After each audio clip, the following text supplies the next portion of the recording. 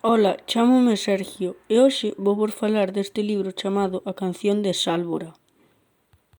Xoán é un rapaz orfo que vive en Sálvora. Seu pai e seu avó suicidáranse, menos un dos seus avós que morrera por idade. Esta historia comeza nun barco. Alí coñece a súa amada. Esta é unha rapaza de nai galega con un talento para a música. Un día, o barco naufragou. Nese momento a nena estaba tocando a guitarra e Xoán estaba observando. Ela foi arrastrada pola corrente e non se sabía se sobrevivira e Xoán estaba moi preocupado. Xoán fora un dos poucos superviventes, pero entre a lista de mortos non aparecía o nome da súa amada.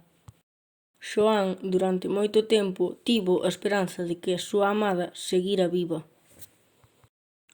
Xoán seguiu investigando ata atopala na cidade veciña.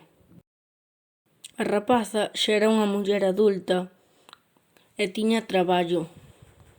Xoán tiña medo de que a súa amada o rechazase xa despois de tanto tempo. Ao principio foi así, foi rechazado, pero porque levaba un trozo da guitarra que lle daba recordos á súa nai. Despois a súa amada contoulle que ela tivera o mesmo soño, pero co seu amado acababa cun final tráxico. O meu persoaxe favorito é Xoán, xa que a pesar de que perdeu a súa amada, nunca se rendeu e seguiuna intentando buscar. O autor deste libro é Antón Ribeiro Coello, un escritor español especializado en libros en galego.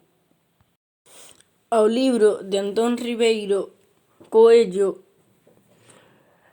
Laura no deserto, foille entregado o Premio de Narrativa pola Asociación de Escritores en Lingua Galega.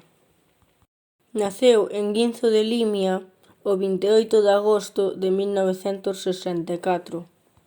E se queredes saber como remata o libro, lédeo!